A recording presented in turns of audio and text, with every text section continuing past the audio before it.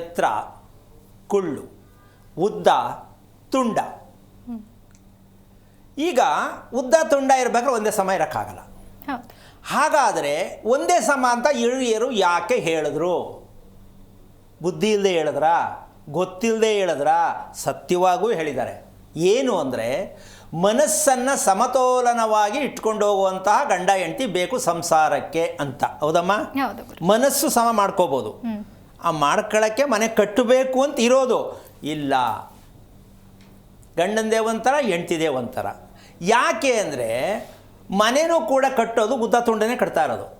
ಸ್ವಾಮಿ ಹಿಂಗಿನ 30 ಈ ಕಾರ್ಯಕ್ರಮದಲ್ಲಿ ಇವತ್ತು ಕರೆ ಮಾಡಿದವ್ರಿಗೆ ಹೇಳ್ಬಿಡೋಣ, ಮನೆ ಯಾವುದೇ ಕಾರಣಕ್ಕೂ ಉದ್ದ ತುಂಡ ಇರೋ ಮನೆಯೇ ಇರೋದು. ಹೌದಾ? ಉದ್ದ ತುಂಡ ಇರೋ ಮನೆಯಲ್ಲಿ ಸಂಸಾರ ಒಂದೇ ಸಮ ಹೆಂಗೋಗುತ್ತೆ? ಸೈಟು ಹಂಗೆ ಇರೋದು, ಮನೆ ಕಟ್ತಿರೋದು ಹಂಗೆ. ಹೌದಾ? ಸಂಸಾರ ಹೆಂಗೆ? ಹೆಂಗಸರು ನೆಮ್ಮದಿ ಹೆಂಗೆ? ಇಲ್ಲ. ಇದಕ್ಕೆ ಉತ್ತರ ನಮ್ಮ ಭಾರತ ದೇಶದಲ್ಲಿ ಇಲ್ಲಿವರೆಗೂ ಇದು ಸರಿ ಇದೆ ಅಂತ ಹೇಳ್ಕೊಂಡು ಬಂಡಾಯವಾಗಿ ಬದುಕ್ತಾ ಇದ್ದೀವಿ ಹೊರತು ಇದು ತಪ್ಪು ಅಂತ ಹೇಳೋನು ಗುಂಡಿಗೆ ಓದ್ತಿರೋನು ಇಲ್ಲವಲ್ಲ ಅಂತ ನನಗೆ ಬೇಜಾರು. ಇದು ತಪ್ಪು, ಉದ್ದ ತುಂಡ ತಪ್ಪು. ಮನೆ ಕಟ್ಟೋದು ಉದ್ದ ತುಂಡ ಇರಬಾರ್ದು. ಇದ್ದರೆ ಆ ಮನೆಯಲ್ಲಿ ಯಾವ ಕಾರಣಕ್ಕೂ ನೀವು ಏನನ್ನೂ ಬಯಸಂಗಿಲ್ಲ, ಹಿಂಗೆ ಅನುಭವಿಸ್ಬೇಕು. ಹೆಂಗಿರಬೇಕು ಗುರುಜಿ? ಹೇಳ್ತೀನಿ. ಈಗ ಉದ್ದ ತುಂಡ ಮನೆಯೇ ಇರೋದು, ಪಂಚಾಂಗದಲ್ಲಿ ಬರೋದು ಅದೇನೆ. ಹಂಗಂತ ಅದೆಲ್ಲ ಸತ್ಯ ಅಂತನಾ? ಸತ್ಯ ಆಗಿ ನೀವ್ಯಾಕೆ ಪರದಾಡಬೇಕಿತ್ತು? ಹಾಗಾದ್ರೆ ಪಂಚಾಂಗ ಬರೆದವರು ನೀವೇ ಕೇಳ್ಕೋಬೇಕು. ಇರೋದದು. ಹೌದಾ?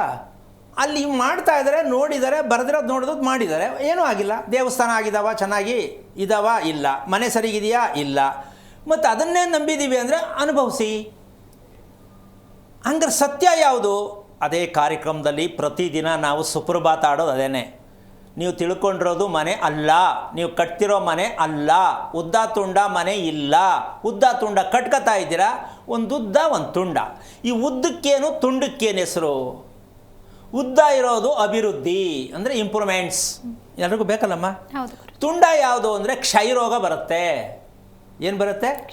ಕ್ಷಯ ರೋಗ ಬರುವ ಕಾರಣ ನಿಮ್ಮ ಮನೆಗೆ ಯಾವುದು ಬರುತ್ತೆ? ತುಂಡದಲ್ಲಿ ಕ್ಷಯ.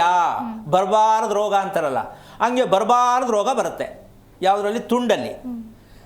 ಈಗ ಆ ಉದ್ದದಲ್ಲಿ ಅಭಿವೃದ್ಧಿ ಇದ್ದ ಮೇಲೆ ಆ ಉದ್ದಕ್ಕೆ ಉದ್ದನೇ ಸೇರಿಸಿ ಅಭಿವೃದ್ಧಿ ಆಯ್ತಲ್ಲ. ಯಾಕೆ ಕಟ್ಟಿಲ್ಲ ಮನೇನ? ಉದ್ದ ಅನ್ನೋದೇನಿದೆ, ತುಂಡ ಅನ್ನೋದೇನಿದೆ, ಅದರ ಅರ್ಥ ಗೊತ್ತಿದೆಯಾ ಅಂತ ಕೇಳಬೇಕಾಗತ್ತೆ. ಉದ್ದದ ಅರ್ಥ ಏನು, ತುಂಡದ ಅರ್ಥ ಏನು ಅದು ಹೇಳಿದ್ದೀನಿ. ಈಗ ನೀವು ಮನೆಗಳನ್ನು ನೋಡ್ಕೊಳ್ಳಿ, ಎಲ್ಲೇ ಆಗಲಿ, ಕರ್ನಾಟಕದ ಯಾವುದೇ ಮೂಲೆ ಆಗಲಿ, ಬೆಂಗಳೂರಲ್ಲಿ ಯಾವುದೇ ಮೂಲೆಯಲ್ಲಾಗಲಿ, ಯಾರ ಕೈಲಾರು ಕಟ್ಟಕ್ಕಾಗಿದೆಯಾ? ಮತ್ತು ಏನಕ್ಕೆ ಬದುಕ್ತಾ ಇದ್ದೀರಾ? ಜಂಜಾಟದ ಜೀವನ ಯಾಕೆ ಬೇಕಿದು?